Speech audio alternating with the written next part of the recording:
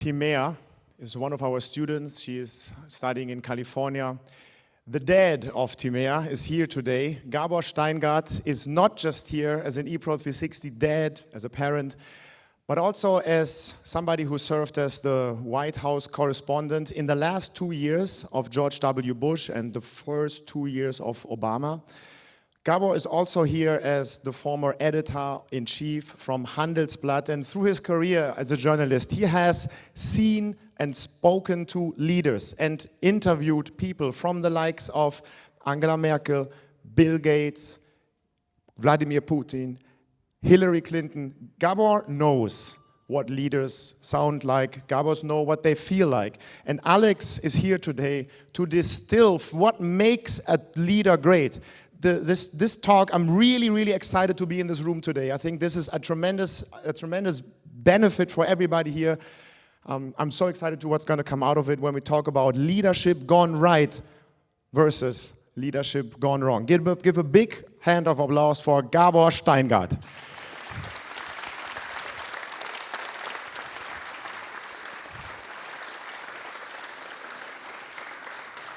And just for you guys, so quick advice, don't try it for better sound, try not to pop into the mic, it's pretty sensitive, so just speak over it, then I guess we have a perfect recording. Thanks. Shall we step in the middle here? Okay, we'll exchange it. Gabor, great to have you. I want to start with a question that I learned from Cal Fussman, a colleague of yours, if you want. The question is, what is the best lesson your father ever taught you? I would say my father said, if you could peace and freedom together, you are fine, like we are in Germany. If you have to choose, pick the freedom. My father was a Hungarian student coming from Hungary, Budapest, and the Russians were on government and were depressing the country. It was a dictatorship. So, and he and the students picked freedom, and they picked the fight against the Russians. Unfortunately, the difference between Ukrainian situation and their situation, I'm talking about the year 1956, the Ungarn-Aufstand, the Hungarian upheaval. You can look it up in the history book, and the difference was nobody helped them.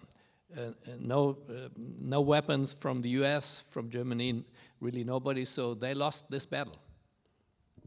Thanks for sharing this, and maybe right on that question, maybe especially influenced by your father's story, how has your view on the world changed over the last years? Not really changed. The world is complex, so I don't have simple sentences for everybody because it's too complex. But if you're a journalist and you're on this job for just a while, you learn, I would say I'm not a cynical person, but you learn more about that politicians are cynical persons. One example, I was very close with Hillary Clinton and also covering the Obama campaign. She was right behind him, and it was a long way to go to the convention. I asked Sidney Blumenthal, her chief advisor of Hillary Clinton, how would you make it to win this case against Obama? He says, Gabor, don't worry. First of all, we have to humanize her. We have to make her more a human being. Second, we have to paint him black. Think about that sentence. We have to paint him black. So to make statements, very subtle statements against a black person. That's what they tried. It doesn't work. So politicians, that's what I want to say. You have really to watch behind the face and the words to grab the real content of a politician.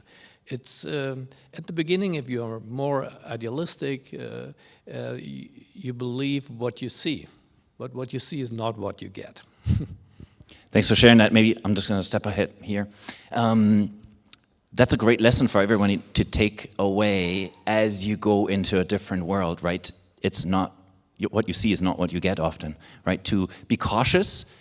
And then I want to tie in maybe my granddad, because he was a big role model for me.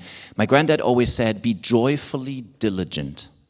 He had these two kind of opposing ideas, but marry them and you get something beautiful. Joy, the lightness, diligence, getting stuff done. I see a lot of lightness in you. Every time I see you, there's this certain lightness with you, and you're very much around people that do heavy stuff, right? How do you keep that lightness? But it's also connected to this, what your grandpa said. It's not just lightness, it's hard work. If you're an ambitious person, I think it's not that difficult because the ambition is fun also. So writing is fun. And to be a reporter is fun. Traveling, I traveled with Obama, with Angela Merkel, with Gerhard Schröder, the whole world. Big fun. Also hard work, less sleep, all this. Sometimes too much alcohol. With Gerhard Schröder, it was always a lot of alcohol. Still in our days, he's but yeah. But you have to be a higher goal, not just to be busy. To be busy, everybody's busy today. That's not a goal, to be busy. To be meaningful. In my case, to make a difference to readers, to listeners, to viewers, yeah. And as you say, you have been sitting at the table with a lot of leaders in politics and business of our time. Really, Jonas said it, some of the world leaders. What makes good leadership so hard? Yeah, first of all, what is good leadership? Is Putin a good leader for you? What do you think? I want to see your hand. Good leader, Putin? I would say, what? Exactly. The difference between him and Olaf Scholz is Putin is a leader. It's not this kind of leader we are waiting for. Obviously not. But he's a leader. He's a risk taker. The German chancellor is not a leader because he is not able to take a risk. And that's the difference. He is an elected politician, but he's not a leader. And we will see it tomorrow night in the election night in Europe. And so it takes courage, ambition, but also you have to be a risk taker to become a leader. If you're there where the majority is, maybe it's comfortable to be there where the majority is. There you can build your house and settle down, your opinions, your life, your money. But to be a leader takes much more. You have to separate the news from the noise. You have to be very clear for yourself where to go, where I'm here. And so it's hard to be a leader. I think they're often lonely people. On that note, here's a quote. People quit when they run out of future. Would you agree? And if yes, would you agree that leaders have to provide a future? Most leaders never quit. Quitting is not an option for them. They lose battles, they can go down the drain, they can be killed, and if you look at Napoleon, and we have also great leaders in Germany. Helmut Kohl was one of the great leaders. He was not asking the Americans for the reunification, for his 10-point plan. He has made it in Bonn together with 3 or 5 people. And then he gave it to the Americans. Please read this. This is what I will announce in 1 hour in the Deutsche Bundestag, in the German parliament. And he asked nearly nobody, even not the Brits, not the French. So this is leadership, but you have to pay a price. It's not always that history will make you great.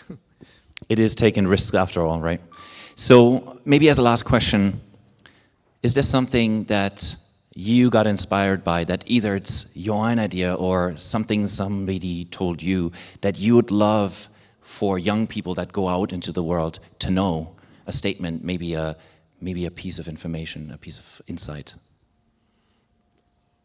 I'm not a teacher. I would just say We have seen this little mission statement with Timea and me, and which is now the mission statement for my company, the Pioneers, that the opinion of others, a lot of people say, we tolerate the opinion of others. I tolerate your opinion. It's not about tolerating. It's about celebrating. It's about understanding that the opinion of others and the opinion of another person is the driving force for progress. So my message is, first of all, let other people speak. Try to grab what is the main meaning of their ideas. And second, if you are alone, don't be afraid. Don't be sad if you're alone with your opinion.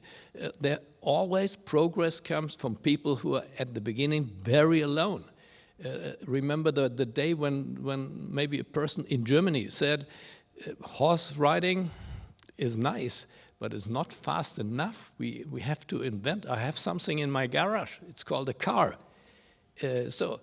And then we built these beautiful cars. And then another guy from the US came and said, your cars are not good for the health of the people, for the health of the world. I have an electric car. So this is progress. You're always starting alone. And so for you, if you're a student and a beginner on your job, it's not about being alone. That's not the goal. But don't be sad. If you're alone for a while, try to convince other people. It's the beginning of maybe a bigger thing, which at the end you could call your life. That's beautiful. Thank you so much.